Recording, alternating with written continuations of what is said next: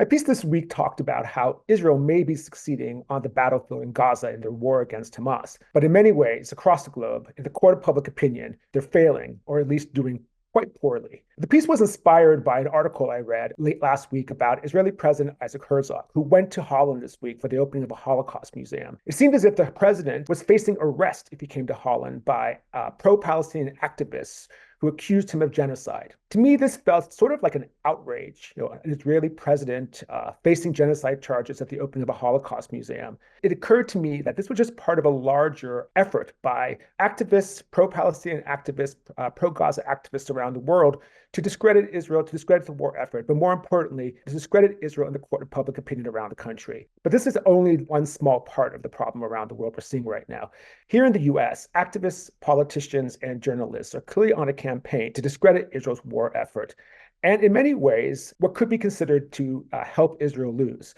They're calling for ceasefires. They're calling for their constituents to vote against the president. One of the most egregious examples happened about 2 weeks ago in Michigan. That was when Rashida Tlaib, the congresswoman from Michigan, the only Palestinian-American politician in our government right now, led an uncommitted campaign. Basically, she was encouraging her constituents during the Democratic primary to basically vote for nobody as a sign of protest against President Biden, and in particular, his policy regarding Israel and his refusal to call for a ceasefire. What's interesting here is that they're very much voting against their own best interests. Don't forget, Donald Trump, Biden's predecessor, within a week of his inauguration, called for that infamous Muslim boycott, which essentially limited Muslim travelers from hosted nations from entering this country. So Donald Trump is clearly no friend of Islam and no friend of Arabs. Yet here is Tlaib encouraging her constituents to vote against Biden, the most obvious choice. Not only is that going against their best interests, but in some ways it feels sort of treasonous. I mean, what else could you call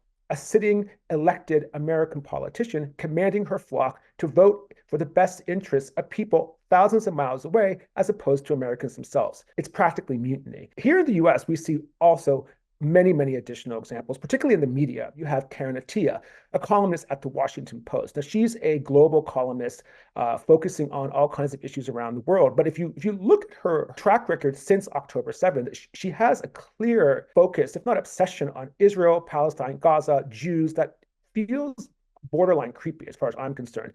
In this current piece, she talks about the Vice President Kamala Harris, who 2 weekends ago called for what appeared to be a ceasefire in the war between Israel and Hamas. And she did so standing in Selma, Alabama, marking a very important milestone in the civil rights movement, and really using sort of the specter of the American civil rights movement to invoke the need for a ceasefire. Again, to me, this also felt very problematic. Like in South Africa, like during the anti-apartheid movement, the civil rights movement in the US, at least on the Black side, was very much a non-violent movement. You know, we all can remember images of Dr. King marching through the streets, marching through Washington, singing "We Shall Overcome." Dr. King was not like the leaders of Hamas, kidnapping, killing, and raping civilians. They were all about trying to have a non-violent movement. So the idea of Kamala Harris calling for a ceasefire with a backdrop of this really important nonviolent moment just felt very problematic. And what was even worse was that Attiah of the Washington Post actually called out the vice president for not doing enough. She didn't call for a disarmament of Israel, that she didn't call for a cessation of weapons being delivered to Israel. And that to me just felt very egregious. There was also last week in this crazy effort to discredit Israel in the court of public opinion, we saw AOC running through a movie theater in Brooklyn, being chased by a pro-Palestinian activist, accusing her, AOC, one of the most progressive, one of the most vociferously critical of Israel politicians, accusing AOC of not doing enough. Their beef with AOC was that she had not called what's happening in Gaza a genocide. She basically ran through the theater with her boyfriend in tow and told them that what they were doing was effed up. To me, what's really effed up is the way in which all of these characters, all of these individuals, politicians, activists, journalists, have really weaponized the language of identity politics and race and gender and class in order to promote their agenda.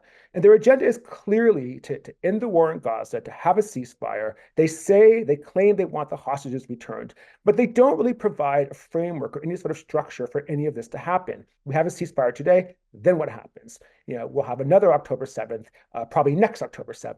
But beyond that, what's problematic to me is that there seems to be this need by folks with no real stake in this race, no real foot in this race, no real claim to this issue, to really sort of make it their own, as we've seen with Black groups and gay groups and feminist groups who've latched on to the Palestinian agenda with no real purpose or cause. I call it movement mooching. These folks are mooching other people's movements for their own craven political agenda, and I don't like it. They're trying to create a narrative about this war that fits their own agendas. It's sort of a bespoke warfare effort. We're going to look hard enough and find proof of what we think, what we feel is really happening with this war that really has nothing to do with the facts on the ground. And they're doing so without any real regard for consequence. And there is, this war is all about consequence. Of course, on the Palestinian side, the most obvious consequence is 30,000 plus civilians dead because of a war that was started by Hamas. Over 1,000 Israelis killed on October 7th, and hundreds more since this battle has begun. Hundreds of thousands of Israelis displaced from their homes in the north of Israel. So there's real consequence here from what's happening with politicians, what's happening with journalists, and their recklessness feels almost criminal in a way. They're not really understanding that people's lives are at stake, or they don't understand that as important as the Palestinian lives are at stake, there are also Jewish lives and Israeli lives at stake as well. This is not a game, and it feels like folks are playing games.